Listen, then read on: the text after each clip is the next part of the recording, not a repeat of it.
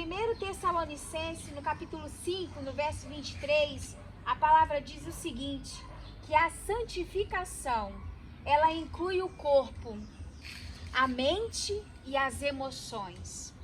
E como também as faculdades mentais. Licilene, o que quer dizer faculdades mentais? Quer dizer que tem uma escola na minha mente e ela tem que passar por graduação para receber diploma? É mais ou menos isso.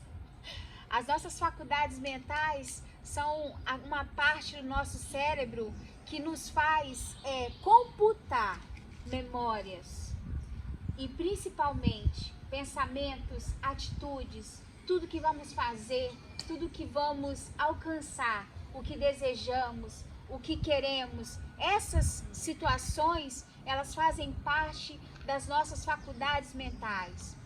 Quando uma pessoa ela é diagnosticada com esquizofrenia, ela perde as faculdades mentais dela.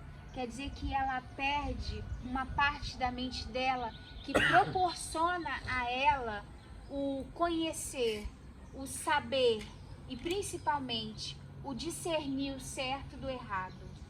Por isso que a palavra de Deus aqui em Tessalonicenses está se referindo que faz parte da santificação as faculdades mentais. O que pensamos, o que sentimos e o que fazemos, isso faz parte da santificação. O meu nome é Licilena, hoje Gilberte, no passado foi Rosário, porque o padrasto da minha mãe registrou ela. E quando houve um momento que eu entendi que é necessário a paternidade, eu corri atrás do pai dela para quebrar um elo de maldição hereditária. Para que ela tivesse um pai, para que eu também tivesse um pai. Então hoje o meu nome é Licilena Gilberte Ferreira, por parte do meu pai, e Rodrigues, porque eu sou casada com esse moreno ali, lindo, maravilhoso, que é o meu esposo, chamado Tiago. E com 3 anos de idade para 4, a minha mãe começou a ter dificuldade, porque ela teve 4 cesáreas, e ela não conseguia, não tinha pele, né, a parte do corpo dela que podia manter os órgãos dela dentro do corpo dela. E aí ela levou a gente para casa dos nossos avós no interior de Colatina, em Boapaba, que é a terra conterrânea do nosso amigo. E quando eu fiquei naquele momento na casa dos meus avós, os meus tios eram usuários de álcool. E eu lembro que tinha um tio meu, o tio Antônio, que ele pegava minha chupeta, ele mergulhava na cachaça e colocava na minha boca só para ver a cara que eu fazia. Mas mesmo assim eu chupava a chupeta, de tanto que eu gostava dela. Eu falo pra ele, né, hoje em dia eu não falo mais porque ele se sente muito pesar, né, com isso. Mas durante um tempo eu falei pra ele que eu virei alcoólatra graças ao que ele fez quando eu tinha 4 anos de idade. Falei, eu me tornei alcoólatra porque o senhor mergulhava minha chupeta na cachaça, né, brincava com ele. Mas de uma certa forma isso, na verdade, só foi uma maldição que foi trazida para minha vida. Quando eu tinha 11 anos, eu fui abusada sexualmente novamente, porque com 4 anos um tio meu tentou, mas ele não chegou a fazer, né, algo pesado, mas teve os toques, né, que a gente chama de masturbação. Desculpa a palavra aberta, mas isso aqui todos nós somos adultos e a gente entende o que é isso. Mas aos 11 anos o fato ele foi realmente realizado. Alguém abusou de mim, realmente, sexualmente. E aquilo foi a chave para entrar na minha vida, o silêncio. E eu me sentia uma pessoa impura. Eu me sentia o pior ser humano da face da terra. Eu criei hábitos de me lavar com buchas vegetais. Eu me esfregava com tanta força que a minha pele ficava em carne viva, porque eu me sentia podre. E ao tempo todo, em todos os meus diários, a única coisa que eu escrevia era o desejo da morte. eu desejava intensamente morrer. Não é porque eu queria morrer, era porque eu queria cessar aquela dor que existia na minha alma. E durante muitos anos eu carreguei essa dor na minha alma. Mas foi com 13 para 14 anos, quando eu voltei a morar com a minha mãe, que eu conheci o cigarro. Quando havia briga dentro de casa, eu pegava o cigarro dela, ia pro banheiro e fumava. Depois, com 15 para 16, eu passei na faculdade, comecei a fazer faculdade, e aí eu conheci a bebida alcoólica. Então eu fumava e bebia. E então aquilo tudo era muito novo e era satisfatório, porque anestesiava a minha alma.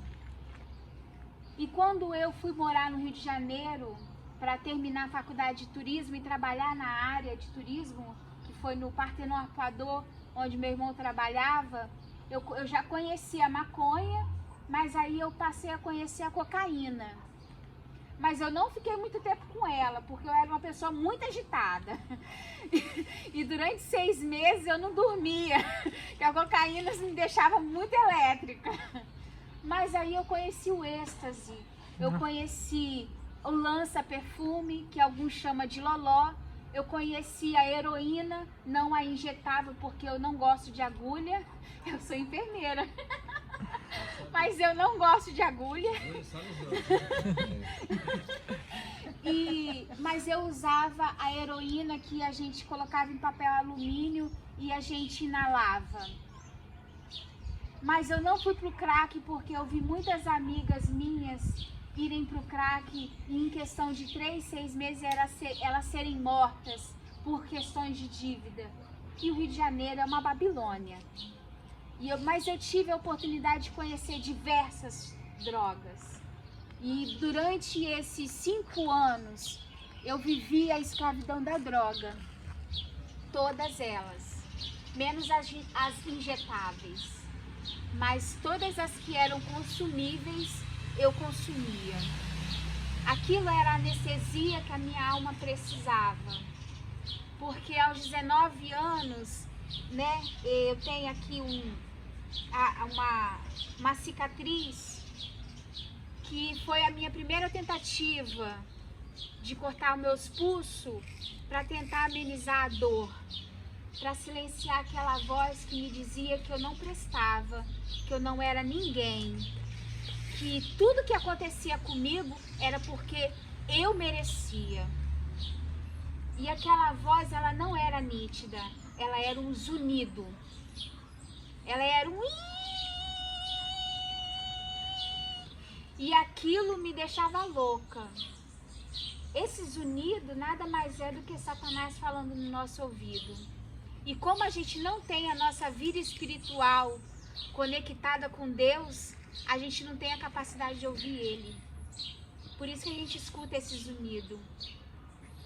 E é engraçado que um dia eu estava numa comunidade puxando loló no algodão, e aí sentou do meu lado uma pessoa, um jovem, ele tinha um cabelo liso, né, até aqui assim mais ou menos, e ele tinha uma aparência muito bonita.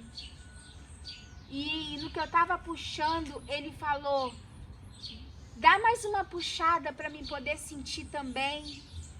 E aí eu olhei assim, e eu tava no sofá da casa da minha amiga, e não tinha ninguém na casa dela. Eu olhei pra ele e falei: olhei assim, a porta trancada, as janelas trancadas. Como é que você entrou? E aí, quando ele virou o rosto, eu vi o rosto dele todo queimado. E aí ele falou bem assim: eu não sou daqui, mas eu ainda sinto desejo de consumir isso. E nessa época eu estava no espiritismo, porque eu já tinha tido contato com Deus.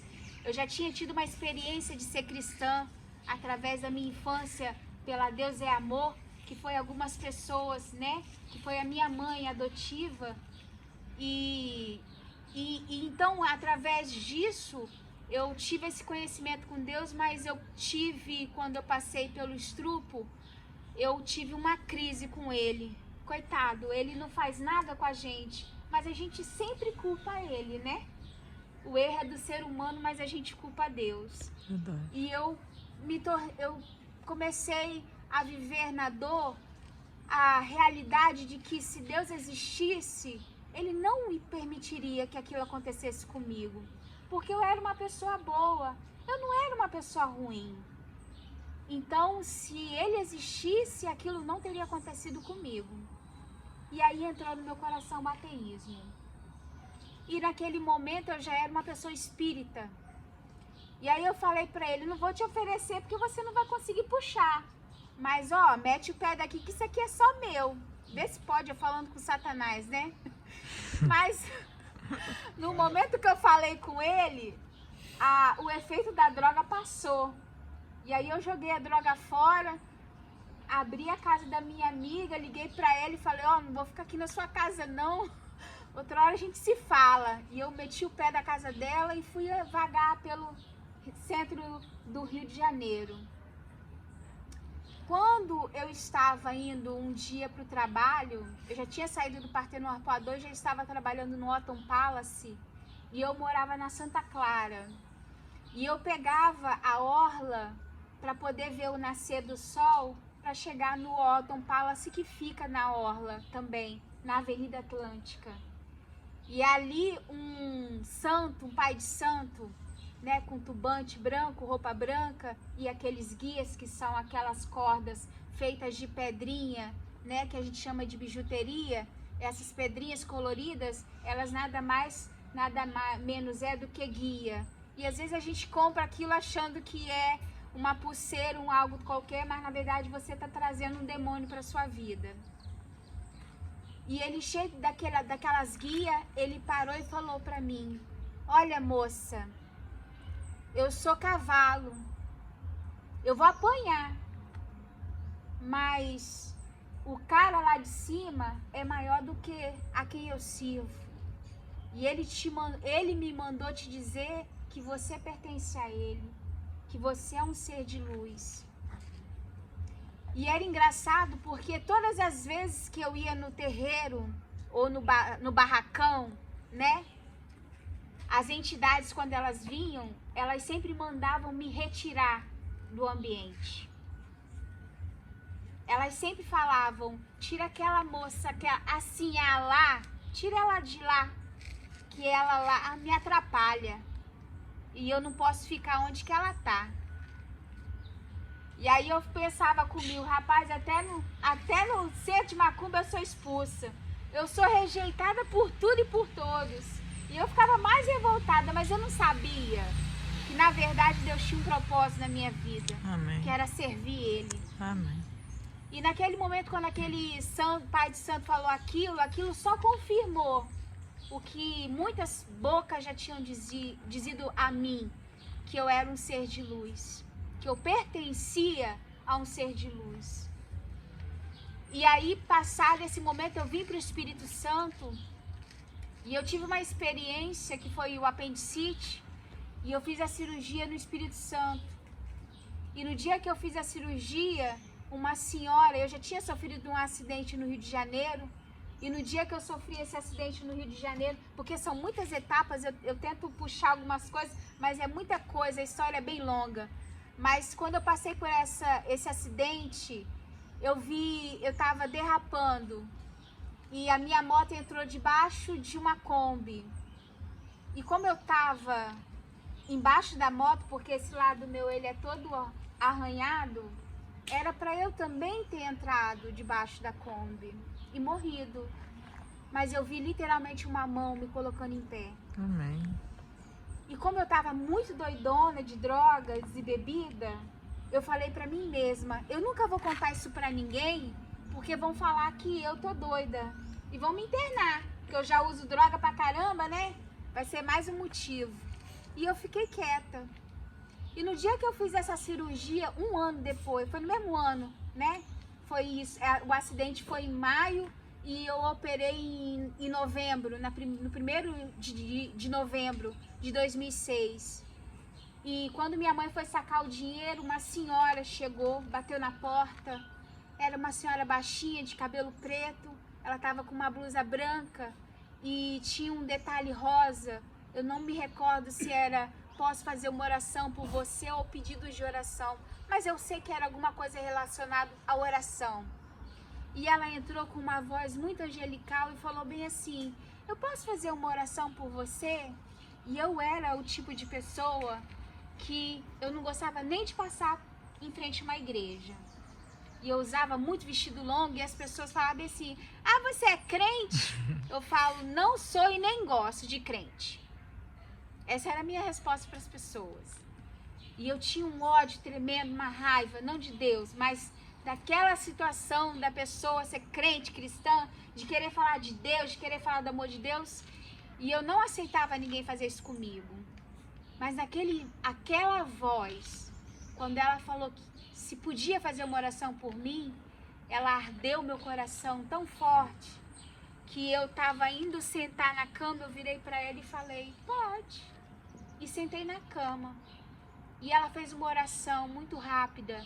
Se você me perguntar, Lissilena, qual foi a oração? Eu vou ser bem sincero para você, eu não me recordo.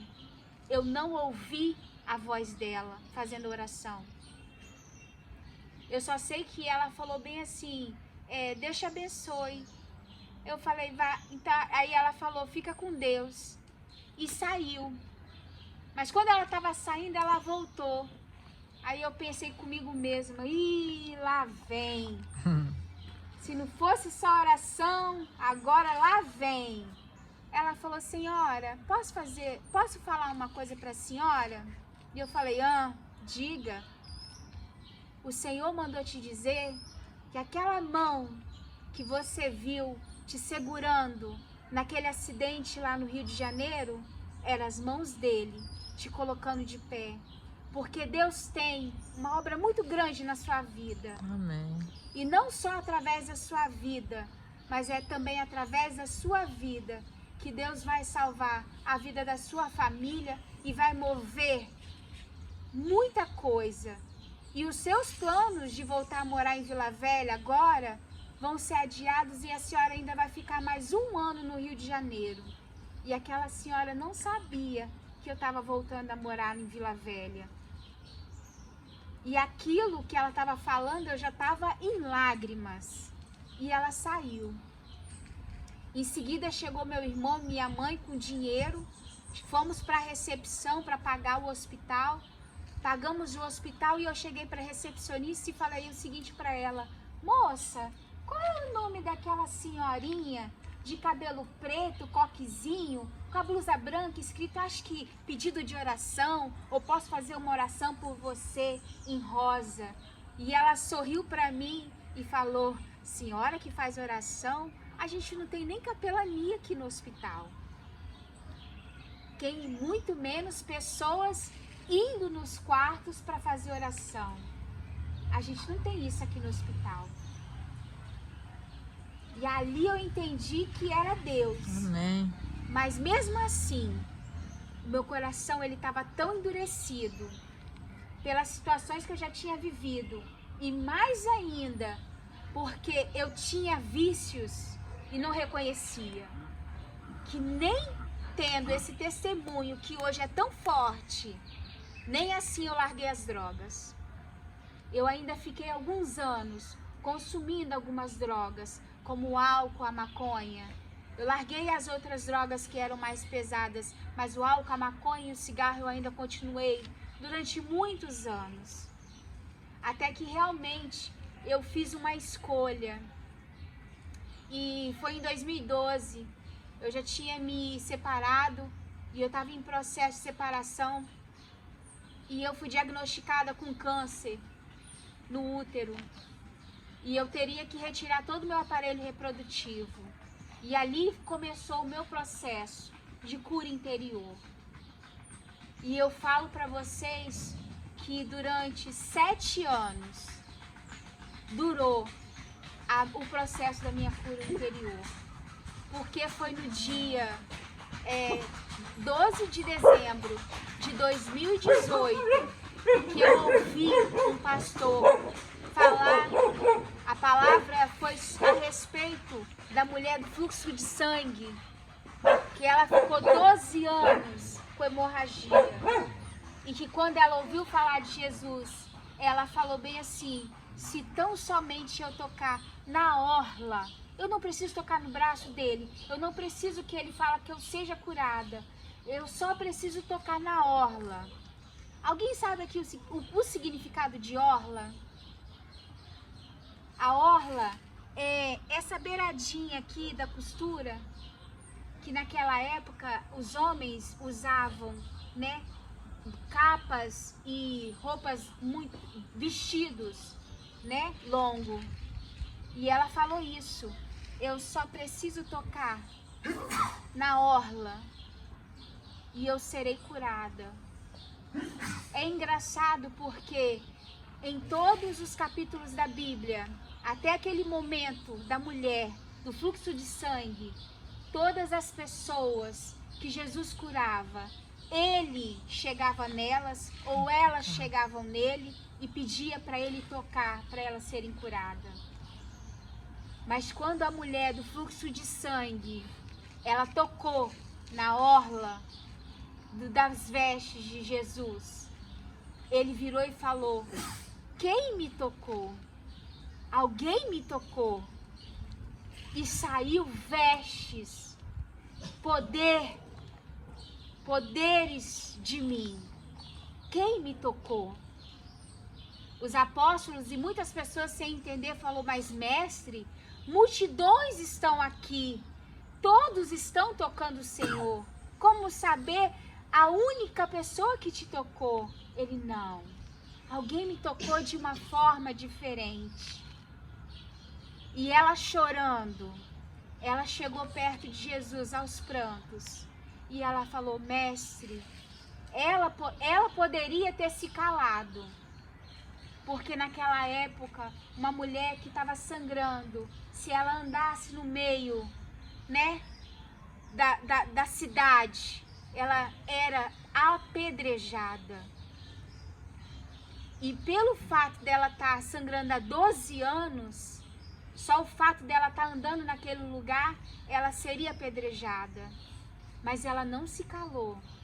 E quando Jesus fez essa pergunta, ele não fez essa pergunta porque ele já sabia quem tinha tocado ele. Mas era porque ele queria que todos vissem quem era ela e o porquê ela tinha tocado nele.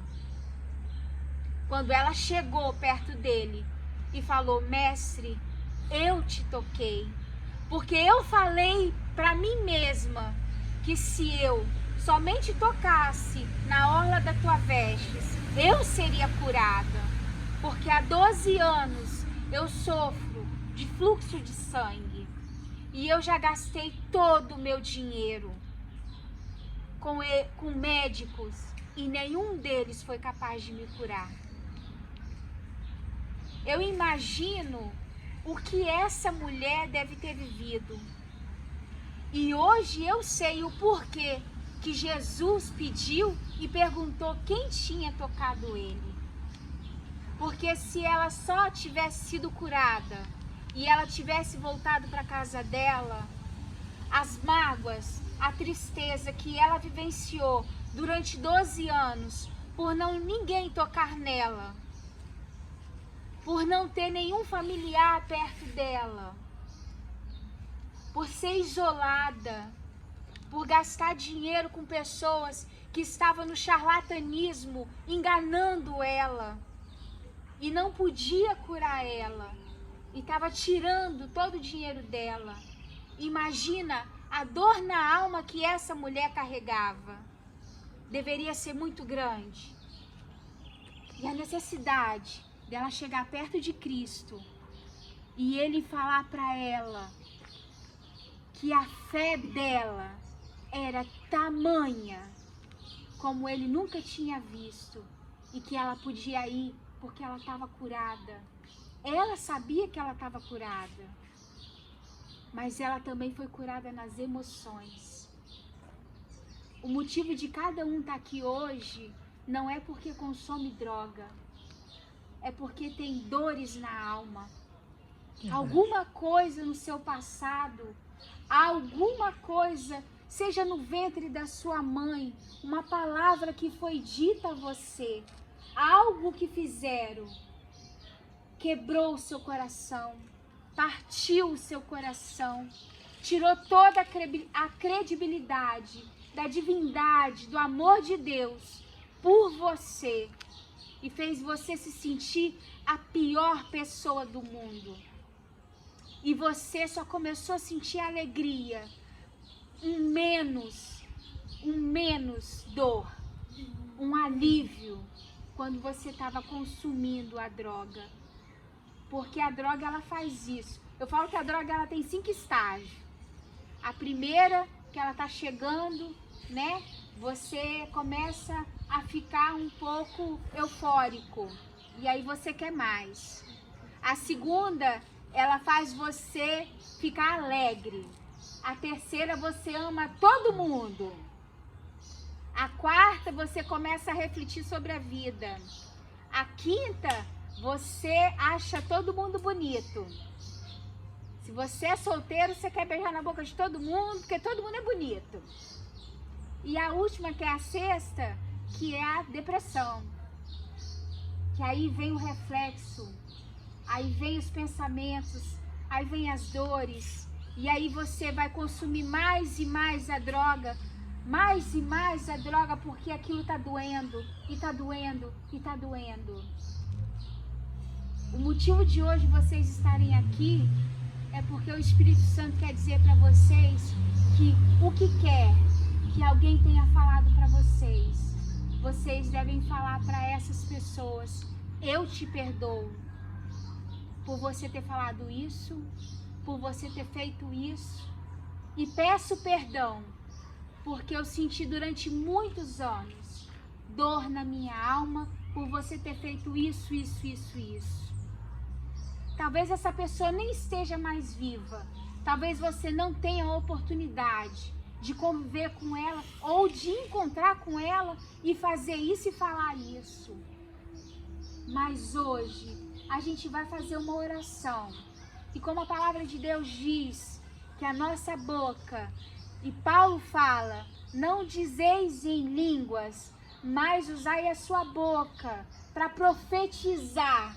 Porque a profecia, ela é ouvível e ela é entendível e ela entra no coração e ela causa mudanças de vida. Amém. Na vida das pessoas.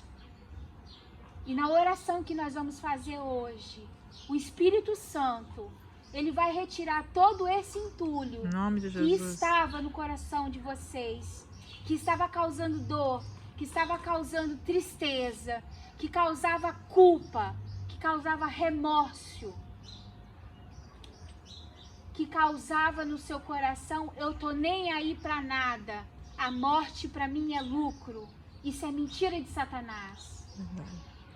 Porque a sua vida, ela é muito valiosa para Deus. Amém, glória a Deus. Às vezes a gente escuta pessoas dizer: ah, eu tô nem aí, eu tô curtindo mesmo. E se eu morrer, a morte é lucro. Tô nem aí, tô perdendo nada. Tá sim. Você tá perdendo a sua salvação em Cristo Jesus. Você tá perdendo a oportunidade de viver na eternidade com aquele que deu a sua vida para que hoje você estivesse aqui. A cruz que Jesus carregou, ela não foi tão pesada quanto os nossos pecados. Quando Simão pegou a cruz e carregou ela para Jesus, não foi porque Jesus estava sentindo o peso daquele madeiro. Foi porque ele estava sentindo o peso dos nossos pecados. E ele não estava aguentando nem ficar em pé. E quando ele falou: Pai, por que tu me abandonastes? Não foi porque Deus abandonou ele. Foi porque ele tinha tanto pecado que ele não conseguia ouvir a voz de Deus. Porque até então ele tinha intimidade. E ele falava com Deus e Deus falava com ele. E por nossos pecados, Ele não conseguiu ouvir a voz de Deus. E aquilo afligiu a alma dele. E aquilo trouxe dor nele. Porque ele estava carregando os nossos pecados. Mas o dia de hoje, que ele preparou com um único propósito.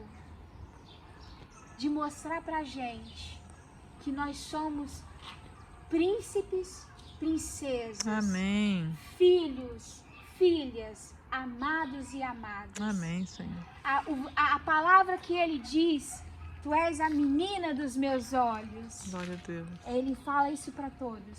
Amém. Vocês são os meninos dos olhos dele. Amém. Quando ele olha para cada um de vocês, os olhos dele brilham, porque ele vê algo em você que você não é capaz de ver. Mas como em Isaías 55:10 diz, os meus pensamentos, os meus planos são muito maiores e muito melhores do que os seus. Porque se vocês tivessem um segundo o poder de ver Deus como Ele vê vocês, cada um de nós mudaria as nossas atitudes. E a gente faria e cumpriria a vontade de Deus em nossas vidas. Porque isso sim é algo tremendo e maravilhoso. Porque Deus, Ele fez esse mundo para nós. Quando a palavra diz o mundo jaz do maligno, não é porque o mundo pertence a Satanás, não. Ele fez esse planeta para nós. O amor dele por nós é tão grande que ele fez um planeta, ele fez plantas, ele fez animais.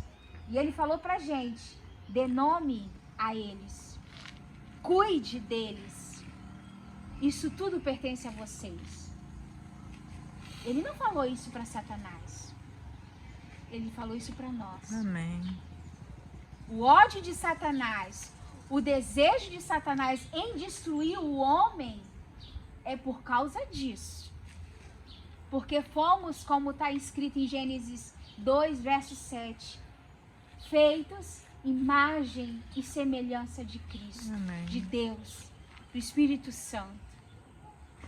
E nesse momento, eu desejo que nessa oração que a gente vai fazer, cada um coloque no altar tudo aquilo que você sabe que é pecado, tudo aquilo que Satanás usa como acusação para sua vida, e tudo aquilo que quando você lembra te traz dor, te traz vontade de chorar, algo que alguém fez, mas que você nunca liberou perdão.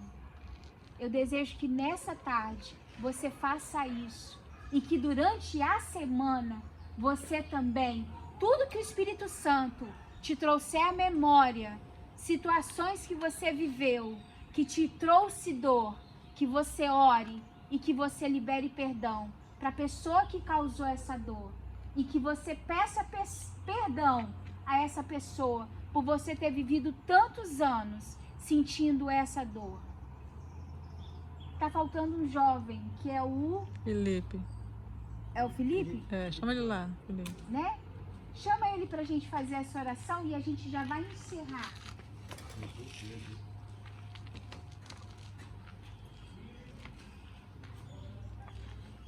Paulinho, chega mais pra cá, Paulinho.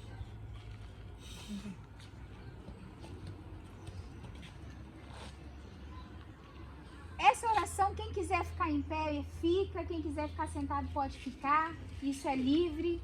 Mas a oração que a gente vai fazer, eu vou falar umas palavras e vocês vão repetir. Tá ok? Ela vai ser uma palavra de diálogo. Eu falo e vocês repetem. Amém, tá bom? tá E joia. depois a gente vai fazer uma oração para encerrar esse momento.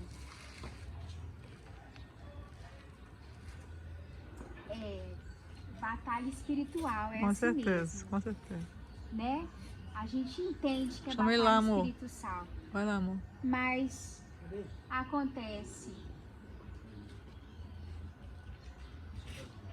Entendi.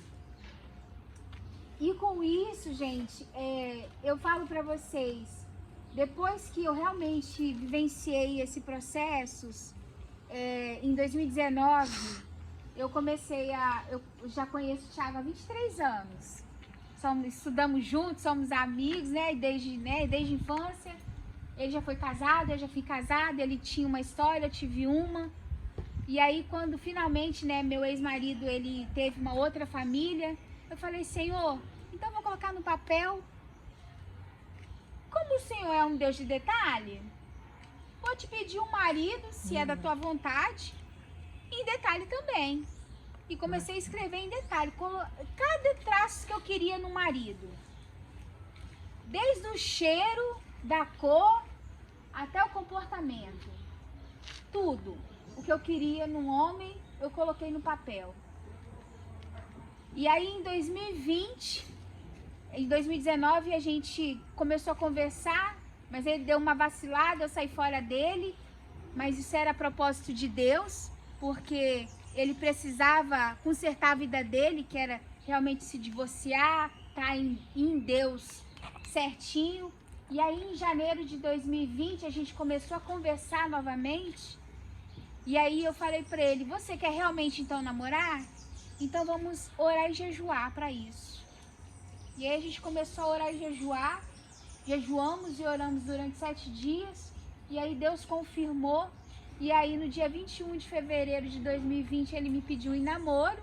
A gente começou a namorar. Aí no dia dos namorados ele me pediu em casamento.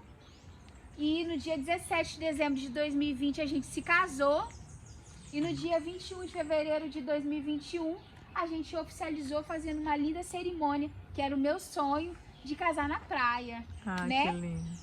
E com isso, hoje eu não tinha filhos. Eu tenho 2 agora. A filha dele de 18 anos, Joyce, né? Que é dele com o primeiro casamento, que é minha filha também, que mora com a gente. É minha filha, me chama de mãe e eu chamo ela de filha, né? E eu adotei também hoje uma outra moça de 17 anos. Então, antes eu não tinha nenhuma família, agora eu tenho uma família e tenho 2 filhas. E ainda de bagagem tem minha mãe morando com a gente. Oh, glória. E ele que ature, que a sogra é dele. A mãe é minha, mas a sogra é dele. Vamos lá.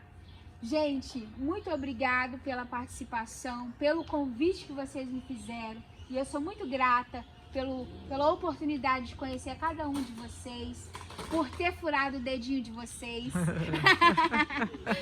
Eu tinha que falar isso. E eu também sou muito grata por vocês terem ouvido um pouquinho sobre a minha história de vida.